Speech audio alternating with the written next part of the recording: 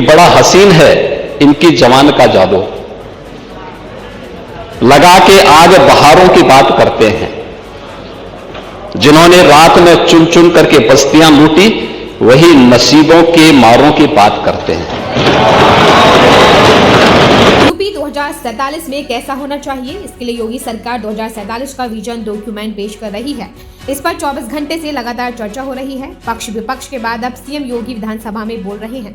उन्होंने सपा पर निशाना साधा। इनकी हालत कूपमंडूक जैसी हो गई है। योगी ने सदन में कूपमंडूक के कुएं और मेंढक की एक कहानी भी सुनाई। फिर नेता प्रतिपक्ष माता प्रसाद पर तंज कसा। कहा, हमारे नेता प्रतिपक्ष बुजुर्ग हैं, जब खुद को बोलते हैं तो थोड़ा सही बोल लेते हैं, लेकिन जब दूसरों से संचालित होकर बोलते हैं तो उन्हें मुर्गा भी याद आ जाता है। ऋणम कृत्वा घृतम पिबेत भस्मीभूतस्य देहस्य पुनरागमन कुतः। और ये स्थिति आप लोगों की है, यानी केवल अपने तक सीमित करना। आपका परिवार डेवलपमेंट अथॉरिटी भी उसी का नमूना है। यही है, ये परिवार डेवलपमेंट अथॉरिटी की भावना ही इस पर आधारित है, जिसके बारे में स्वामी विवेकानंद ने कहा था कूपमंडूक होना। उन्होंने अपनी कथाओं में, अपने प्रवचन में एक बात को कहते थे कि एक कुएं में एक मेंढक था।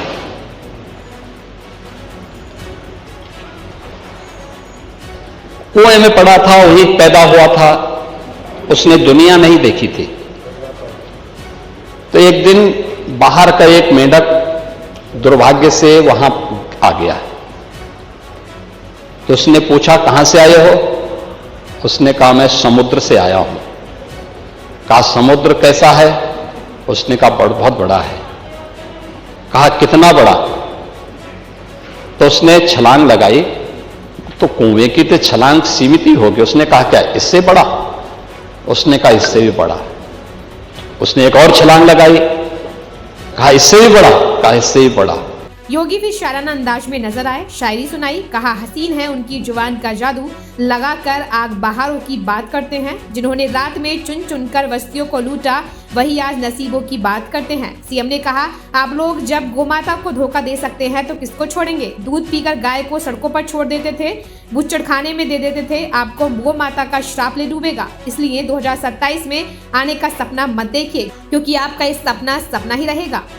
बुधवार सुबह 11 बजे शुरू हुआ विधानसभा का सदन तब से कंटिन्यू चल रहा है। पूरे सदन में 187 सदस्य शामिल हैं।